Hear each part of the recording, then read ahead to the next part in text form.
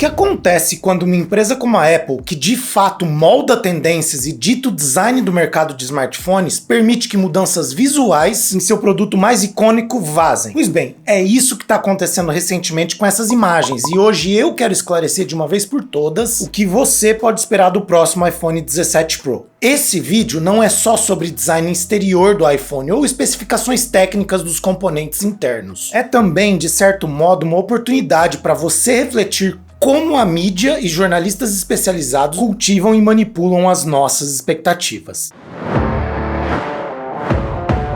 Oi, eu sou o Renato, sou professor de formação e aqui no YouTube eu produzo conteúdo original sobre tecnologia com foco no ecossistema da Apple. Talvez a empresa mais influente do mercado global de tecnologia dos últimos anos. Mesmo que você utilize um Android, provavelmente o tipo de tecnologia que você tem no seu smartphone foi inspirado pelo que a Apple lançou lá no passado ou é um aprimoramento do que a Apple já oferece para os seus usuários. Tirando por motivos óbvios a questão da inteligência artificial, onde de fato as concorrentes estão assim, pelo menos uns 2 anos à frente da Apple, em temas como design visual, funcionalidades e até mesmo sistemas operacionais, a Apple continua líder de mercado e ditando tendências. Mais do que os produtos em si, o que torna a Apple tão fascinante é essa capacidade que ela tem de entregar um ecossistema coeso, integrado e intuitivo, um reflexo daquela promessa de simplicidade, do Just Works, tão repetido pelo Steve Jobs. E é claro que eu não posso ser hipócrita aqui. Para algumas pessoas, o status por trás dessa maçãzinha faz diferença. Goste você ou não, o iPhone é mais do que um smartphone, ele é um símbolo cultural. E tá, eu sei que no Brasil um desses aqui custa mais caro do que deveria, e de vez em quando a Apple comete o erro de implementar funcionalidades que só funcionam lá nos Estados Unidos. Ainda assim, a Apple acaba monopolizando a atenção do mercado e da mídia lá em setembro, todo ano, já que o lançamento de novos iPhones costuma acontecer nessa época, e é a partir do que a Apple lança que as outras empresas começam a planejar o próprio futuro. Só que desde a saída do Jony Ive da empresa, o design dos iPhones ficou meio estagnado. O departamento, que já era meio fraco com ele no comando, agora anda meio sem ideias, requentando, entre aspas, um visual já fora de moda desde, sei lá, o iPhone 12. É o que eu sempre falo, cara. Pega esse telefone aqui e olha só isso aqui. Qual que é o modelo dele? 12 Pro, 13 Pro, 14, 15, 16? Se isso não é prova de que esse design tá muito datado, cara, eu não sei o que mais eu posso te dizer pra te convencer disso. Quando muito, a Apple acaba fazendo um spec bump dos componentes internos ou, no máximo, inventando algumas mudanças pontuais, como o Capture Button, que ninguém pediu e ninguém quer. Esse limbo de falta de ousadia na qual Tim Cook enfiou os iPhones Pro mais recentes também abriu espaço para descontentamentos e contribuiu para uma impressão de que a Apple há muito tempo parou de inovar. Ano após ano, apesar de avanços em funcionalidades internas, os dispositivos até parecem repetitivos demais, já que visualmente eles são sempre mais do mesmo. E é aquela história, mesmo tendo se passado pouco mais de 2 meses do lançamento dos iPhones 16 e 16 Pro, jornalistas e vazadores compulsivos ao redor do mundo têm se degladiado por qualquer pedaço de informação, vazamento, rumor ou pista sobre os próximos iPhones, a linha 17, mesmo faltando, sei lá, quase 1 ano pro próximo lançamento. É um pouco daquela lógica de que se não saiu nada de novo este ano, vamos focar no ano que vem. E os rumores que têm aparecido na mídia são, no mínimo, estranhos. Você já deve ter visto imagens como esta em sites ou redes sociais, e entre os rumores que circulam sobre os iPhones 17 Pro e Pro Max, o que mais se destaca é essa suposta mudança radical do design. Fala-se de bordas mais finas, o fim do titânio e uma nova estética de câmeras na parte traseira, que pode literalmente redefinir a identidade visual do iPhone para a próxima década.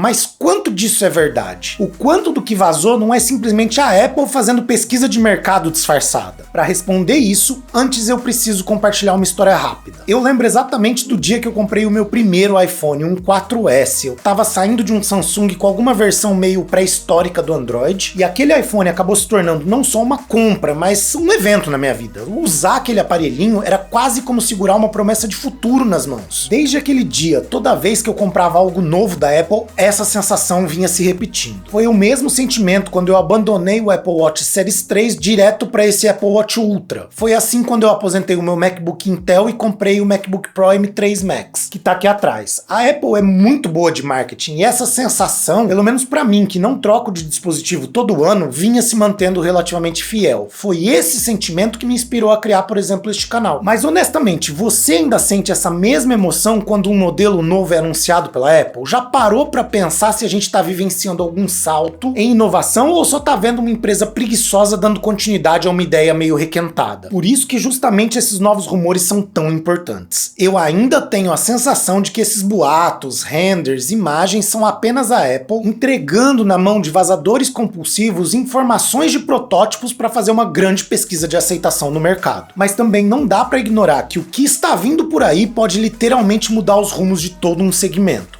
O iPhone 17 Pro e Pro Max precisa trazer mudanças significativas para garantir a sobrevivência da própria Apple, inclusive com a adoção de um novo material que não seja titânio nesse chassi. Isso não seria apenas uma decisão estética, mas também funcional. O titânio é sim mais leve e mais resistente, mas esquenta demais, principalmente nessa área, e atrapalha demais a recarga sem fio. Eu, particularmente, sou fã da durabilidade do iPhone de titânio, mas velho, não dá para ignorar o fato de que muitas vezes a bateria acaba degradando mais rápido por conta do calor. Então uma mudança, pelo menos nem que seja só nessa região aqui, não seria algo de todo ruim, principalmente por conta dessa imagem que mostra um iPhone de titânio com um frame todo vazado justamente no lugar onde ficam a bateria e o coil de recarga sem fio. Agora, outro destaque são os rumores das novas bordas ultra finas na parte da frente, que podem criar uma tela que meio que parece flutuar na mão da gente. Eu não sei se vamos ver realmente em 2025 uma diminuição no tamanho da Dynamic Island, mas eu ouso dizer que tá na hora. Esse recorte na tela precisa mudar para que o iPhone se mantenha relevante num mercado já bem saturado. Eu tiro o chapéu pro fato da Dynamic Island ter sido um remendo mambembe mais genial que um engenheiro podia ter imaginado para contornar um impedimento técnico. Mas a Apple já teve tempo de sobra para miniaturizar os componentes aqui do Face ID e melhorar essa parte de cima do iPhone como um todo. Por outro lado, eu acho que a maior crítica que dá para fazer é que trocar radicalmente as câmeras de lugar me parece mais uma cortina de fumaça para falta de inovação em 2025 do que necessariamente uma escolha disruptiva ou algo assim. É uma distração que não tem nenhum propósito de inovação. Afinal de contas, já não faz muito tempo que a Apple reposicionou as câmeras do iPhone 16 para que elas pudessem ficar paralelas e poderem assim gravar vídeos imersivos para o Vision Pro. Fazer uma mudança brusca só um ano depois, cara, pode inclusive atrapalhar a integração entre os próprios dispositivos da empresa. E é aqui que essa discussão sobre a postura da Apple entra em cena, mais especificamente as escolhas do Tim Cook. A Apple sempre se colocou como uma empresa que vende mais do que um simples produto, ela vende um ecossistema completo. Como eu já disse em outros vídeos, a parte exterior dos produtos Apple é inconsistente, frágil, até meio feia, mas em termos de integração e facilidade de uso, os sistemas operacionais são uma verdadeira obra de arte. Cara, AirDrop, Continuity Camera, Continuity do mouse, é muito legal ter tudo isso. E eu sei que essas coisas todas meio que prendem o usuário num jardim murado, muitas vezes parece que tem mais a ver com o lucro do que com inovação. Acabam sendo funcionalidades que eles pensam para travar você de sair do sistema, enfim. A Apple consegue muitas vezes traduzir necessidades meio que invisíveis dos usuários em desejos palpáveis, é aquela coisa que você nem imaginou que você ia precisar. Por exemplo, no caso dos AirPods Pro, ou mesmo na qualidade do ProMotion das telas dos computadores. Mas aquela questão derradeira aqui é: essas mudanças prometidas por esses renders dos iPhones 17 Pro ou mesmo a introdução de um iPhone 17 Air/Slim são mesmo um reflexo do que nós consumidores realmente queremos ou do que a Apple acha que a gente precisa? Nós já não estamos mais naquela época onde o Steve Jobs dizia que o usuário não sabe o que ele quer e que ele, Steve Jobs, sabia o que era melhor para todo mundo. Eletrônicos de consumo, como o iPhone, não são apenas uma ferramenta, mas também um símbolo. Pelo menos no Brasil, o iPhone não é apenas um smartphone,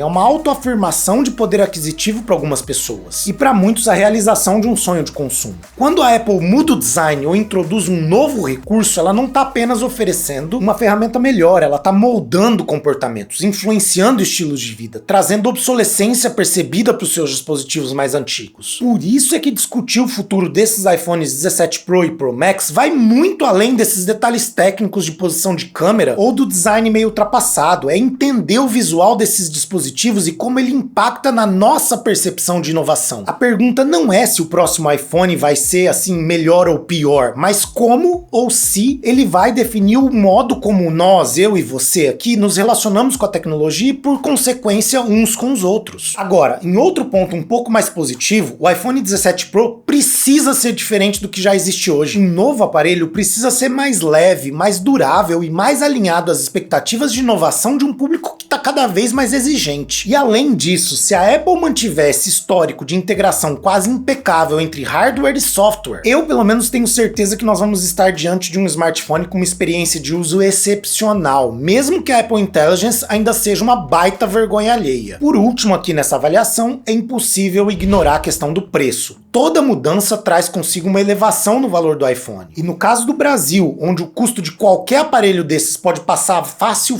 os 10 mil reais, ainda mais com o dólar nessas alturas, o acesso a certas inovações pode continuar restrito a uma parcela muito pequenininha da população e dos usuários. É claro que eu, particularmente, gostaria de ver a Apple se arriscando mais, por exemplo, com dispositivos dobráveis, um iPhone Flip, um iPad Fold, mas tudo indica que isso só vai acontecer lá para 2027 ou 2028, isso se acontecer. Portanto, brother, não se engane. Esses vazamentos servem primeiramente para a Apple testar o mercado. Dadas as reações que eu tenho visto por aí, se realmente nós tivermos um iPhone 17 com essa cara de Google Pixel Pro, a Apple pode estar caminhando para o início do fim. Nenhuma empresa de tecnologia é blindada contra a concorrência. Olha a Nokia, Intel, Kodak, enfim. Mas mais importante do que a minha é a sua opinião. Agora que você chegou ao final do vídeo, eu quero saber o que você espera de um iPhone 17 Pro. Será que ele realmente vai trazer um visual novo ou estamos vendo mais um ano do mais do mesmo, daquele design requentado e antigo pra caramba? E claro, se você gosta desse bate-papo, já sabe, curte o vídeo, se inscreva no canal e compartilhe nas suas redes sociais, já que isso vai me ajudar demais a resolver um problema sério que eu venho enfrentando aqui nessa plataforma. Eu já faço vídeos pro YouTube há anos e infelizmente por causa de um algoritmo tremendamente injusto que a própria plataforma não tem interesse em consertar, muitas vezes os vídeos que eu publico não chegam sequer ao público inscrito. Essa espécie de shadow ban vem acontecendo com muito mais frequência nas últimas semanas e é frustrante, cara, passar tanto tempo editando, pesquisando, gravando e reunindo conteúdos realmente de qualidade para um algoritmo de recomendação mal programado simplesmente me dar white block sem motivo. Eu perco com isso porque os meus vídeos não chegam ao público interessado, mas principalmente você perde com isso porque fica sem acesso a bons conteúdos. Para corrigir essa arbitrariedade, eu preciso da sua ajuda. Mostra para a máquina que a sua opinião importa. Deixa o seu like, inscreva-se no canal, caso ainda não seja inscrito, ative o sininho para receber as notificações e principalmente escreva um comentário. Me ajude a reverter essa injustiça compartilhando o vídeo nas suas redes sociais. Conta para os seus amigos, para os seus conhecidos, porque é só esse compartilhamento orgânico que vai garantir que eu continue produzindo vídeos por aqui. O Recnologia é um canal pequeno, que não recebe patrocínio de nenhuma marca, que produz tudo de maneira independente e isenta o mais isento do que eu consigo, claro. E para que esse sonho continue existindo, trazer conteúdo de tecnologia para o YouTube continue sendo o meu foco principal, por favor, compartilhe esse vídeo, a gente se vê na próxima. Valeu, falou, abraço,